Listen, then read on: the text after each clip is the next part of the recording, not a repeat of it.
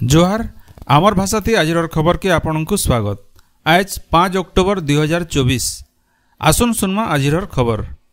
पश्चिम ओडिशार बुर्लाठाने थिबार वीर सुरेन्द्र साय आयुर्विज्ञान गवेषणा प्रतिष्ठान भीमसार परिचालना थी अव्यवस्था देखा देइछे। 2022 मसीहानु स्थायी निर्देशक पदवी खाली पड़िथिबारनु डाक्तर नियुक्ति एमआरआई मेसिन घिना ठिका नियुक्ति पदोन्नति बागिर निष्पत्ति झुलिकरी रहीछे। राज्य स्वास्थ्य मंत्री मुकेश महालिंग गलाकाल सम्बलपुर गस्त समिया थी भीमसार रो समीक्षा करथिला बेले जने वरिष्ठ डाक्तर मंत्री को ई बाबदे प्रश्न करथिले हेले ई बाबदे स्वास्थ्य मंत्री उंसु नाय कले। सेंता सम्बलपुर जिल्लानो खाली पड़िथिबार 383 टा डाक्तर आर पारामेडिकल पदवी पूरण डाक्तरखाना के एमआरआई मेसिन नय आसीथिबार वार्ड आर शज्या अभाव लगी रोगी माने असुविधा भोगुथिबा बाबदे मंत्रींकर नजर के अना जायथिला। सम्बलपुर सीडीएमओंकर ऑफिस न होइतबार बैठक थी सम्बलपुर विधायक जयनारायण मिश्र जिलापाल सिद्धेश्वर बलिराम बोंदर सीडीएमओ सुजाता राणी मिश्र एसएमसी कमिशनर वेदभूषणकर सहित वरिष्ठ अधिकारी माने उपस्थित थिले। बरगढ़ सम्बलपुर जातीय राजपथर टोल आदायकारी संस्था अशोका बिलकन के सम्बलपुर जिला खाउटी अदालत 25,000 टंका जोरिमाना करिछन। झंडे गाड़ी मालिकंक ठानु बेआईन भावे टोल असुली करथिबारनु संस्था विरुद्ध ई कार्यानुष्ठान ग्रहण करा जायछे। इनो जने दिया जाय पारे जे सम्बलपुर झंडे गाड़ी मालिक महेश पंडा टोल गेट देकी न जायथिले भी तांकर अकाउंट न 230 टंका कटि जायथिला। ई बाबद न से टोल कर्तृपक्षंकर नजर के आनिथिले हेले किछि पदक्षेप नै निया जिबारनु से खाउटी अदालत रो द्वारस्थ होइथिले। बरगढ़ ग्राम्य देवी माँ समलेश्वरी आज भक्त मानकु चंद्रघंटा बेस्ती दर्शन दौछन। आज पहपहनु देवींकर पूजक झांकर माँ को सिंदूर आर मंदार माल थी सजैथिले। माँकर दर्शन करबार लगी भक्त मानकर बनिया भीड़ लागिछे। सियाड़े सोहेलार प्रसिद्ध नवरात्र दुर्गा पूजा मूल होइछे। पहला दिन अखंड ज्योति प्रज्वलन आर चंडी होम होइतिला। ई अवसरे चेतना मंडप न रामलीला उत्सव के भटली विधायक इराशिष आचार्य उद्घाटन करिछन। आयबा 13 तारीख रावण पुड़ी संगे रामलीला महोत्सव उद्यापन हवा। सेंता अंबाभुना ब्लॉक रो भुक्तान सुवर्ण जयंती दुर्गा पूजा मूल होइछे। ई अवसरे गोटे कलश शोभायात्रा होइतिला। विजेपूर्ण नवरात्र दुर्गा पूजा अवसरे खणा धुआ यात्रा होइतिला। जमीदारंकर घरु गोटे कलश शोभायात्रा बाहरी करी दामोदर कोटा के जाइतिला। सेठाने कुष्मांडा बोली दिया जाइतिला। बरगढ़ वरिष्ठ समाजसेवी स्वर्गत लेंगु मिश्रंकर पत्नी जशोदा मिश्रंकर गलाकाल 82 बछर बयसे परलोक होइछे। से सीपीआई रो आजीवन सदस्य थिले। भिन्न भिन्न सामाजिक अनुष्ठान संगे जड़ित थिले। समाज सेवा लगी 2010 मसीहाती ताकू सेतेबेल राज्यपाल मुरलीधर चंद्रकांत भंडारी सम्मानित करथिले। सेंता बरगढ़ प्रेस क्लब और अलगा अनुष्ठान तरफू सम्मानित करा जायतिला। बरगढ़ स्वर्गद्वार न होइतबार अंतिम सत्कार न बहुत विशिष्ट व्यक्ति जोग देखिरी शेष दर्शन करथिले। तांकर पुओ गणइस्तार रो संपादक प्रसन्न कुमार मिश्र मुखाग्नि देथिले। गंधमार्दन सुरक्षा आंदोलन रो नेता निरंजन विद्रोहींकर स्मृति न गोटे श्रद्धांजलि सभा पाइक मालठाने गलाकाल हो जाइछे।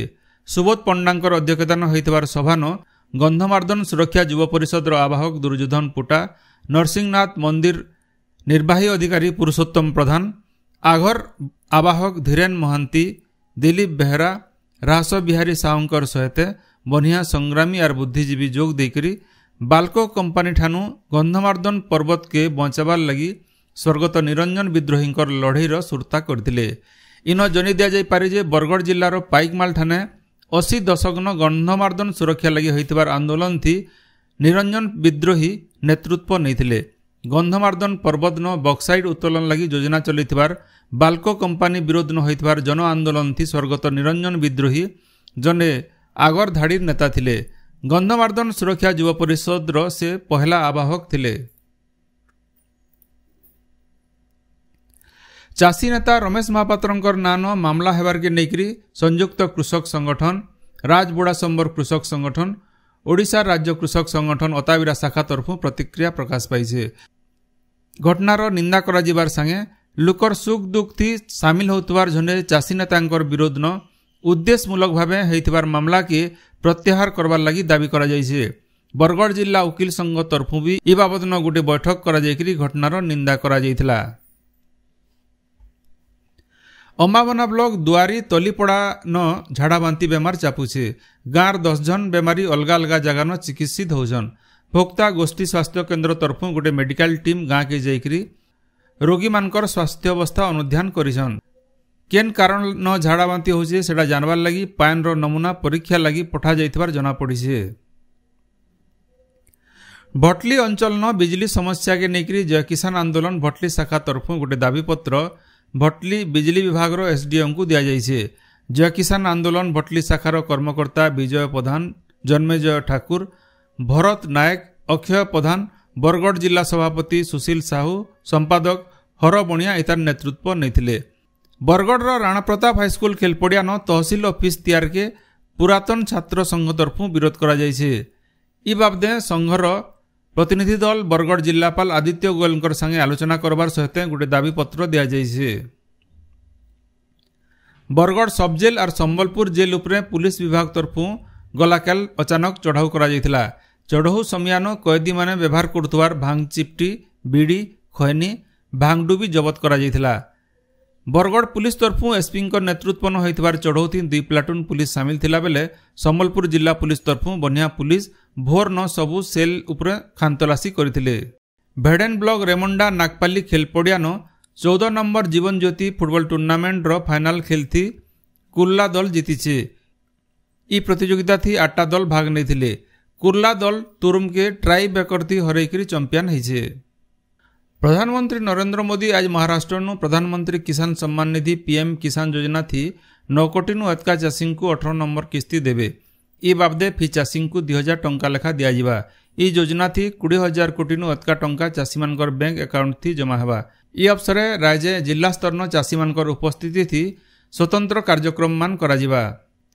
राज्य भूमिहीन मानकु प्रधानमंत्री आवास योजना थी घर बनावार लगी जगह जुगै दिया जिबा। ई प्रक्रिया के सुनिश्चित करवार लगी राजस्व मंत्री सुरेश पुजारी और पंचायती राज मंत्री रवि नारायण नायक भितरे गलाकाल आंतः विभागीय समन्वय कमिटी बैठक हो जाइछे। बीडीओ माने भूमिहीन हिताधिकारी मानकर तालिका तैयारी करी तहसीलदार मानकु देवे। सेंदा तहसीलदार माने जगह चिन्हट करी हिताधिकारी मानकु जुगै देवार लगी व्यवस्था करबे। ई काम के जल्दी करवार लगी फी मासर शनिवार दिन बीडीओ और तहसीलदार भितरे समन्वय कमिटी बैठक हेबा। जिलापाल मानकर देख देखती ई काम त्वरान्वित करा जिबा। सेंता ई योजनार अग्रगति बाबदे जिलापाल माने फी मास सरकार को रिपोर्ट देवे। बरगढ़ लेंगु मिश्र स्टेडियम न होइतिबार 63 नंबर आंतः जिला पुरुष फुटबॉल प्रतियोगिता थी बरगढ़ दल फाइनाल थी पहुंचीचे। गलाकाल बरगढ़ और राउरकेला भितरे सेमीफाइनाल मैच होइतिला। इथि बरगढ़ दल राउरकेला के 4-0 गोल थी हरैसे। आयबार रविवार दिन बारिपदा स्टेडियम न बरगढ़ और मयूरभंज भितरे फाइनाल मैच हेबा बोली सूचना मिलीचे। आपण माने सबुदिन सुनुछन आमर भाषाती रेडियो खबर संबलपुरी समाचार। संबलपुरी समाचार बाबदे आपणकर मतामत देवार सहित ई काम के आगे जारी रखबार लगी तहक और सहयोग देवार के अनुरोध। आमर यूट्यूब चैनल के लाइक, शेयर और सब्सक्राइब करुन आउ फेसबुक पेज के फॉलो करुन। जोहार।